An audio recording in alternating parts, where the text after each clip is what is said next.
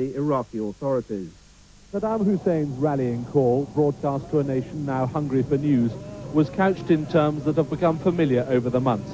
This was, he said, a battle against the infidel. But none of the diplomatic surprises he's tried in the past, it's too late for that now. And on the streets of Baghdad, a mood of resignation. After more than a month of American attack from the air, Iraqis have come to recognize the power of the forces their troops confront. And there was no longer talk of a glorious victory. We depend on our God, and we'll try as much as we can. And I think God will not let us down. We like the peace. There's no need for war. We are Iman. We like our president Saddam Hussein. We trust with him, and we like the peace. That's all. A brief moment of activity in the air this morning, a vapor trail in the sky above us. But the Allied planes have already done much of the work they set out to do here.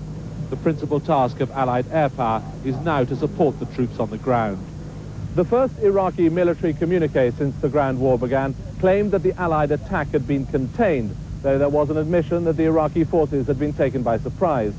But the overriding concern behind any broadcast we hear from the Iraqis in the hours and days to come is likely to be the need to bolster morale.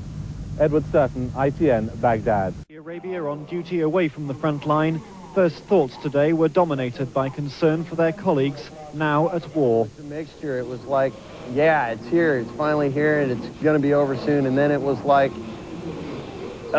you know, my buddies are up there, and I'll probably be joining them soon, and it's pretty scary. I feel sorry for them because some of my friends are up there in the front line, so I just wish them best of luck and hope they come home soon.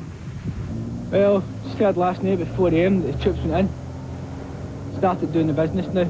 As I say, it's about time we started to get in, so the quicker they get it done, the quicker we can all go home.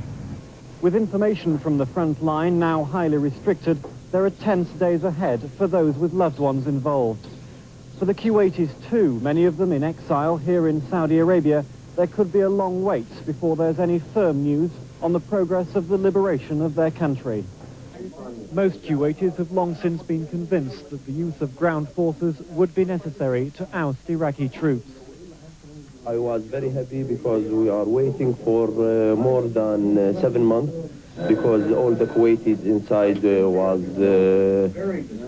suffer for more than 7 months, and we was waiting for this day. And I'm very happy that tomorrow that's the National Day of Kuwait, and I hope it will be together liberate Kuwait in safely. We're extremely pleased that the final stages of liberating our country has started. At the same time, we are extremely concerned about the safety of our people, the Kuwaiti civilians inside Kuwait City and its suburbs. They gathered and passed on what little information was available. The immediate future is viewed with a mixture of optimism that the job can be done and trepidation at what they will find when they get their country back. Jonathan Munro, ITN, in eastern Saudi Arabia. The ground war, RAF Jaguar jets take off for targets in Kuwait. There's no detail being released about exactly what their task is, but now the ground offensive has begun, they have a new role. Crucial support for Allied forces, targeting troops, artillery and tank positions. There's no word on the success or otherwise of missions so far. They are well trained, they know how to use their weapons, which is probably the worst side of it, and also they've got plenty of defences out there. The Tornado bombers are likely to continue their raids against airfields and supply routes, maintaining the attrition of Iraqi forces. On board the Jaguars, the lethal cluster bombs used against enemy tanks and infantry.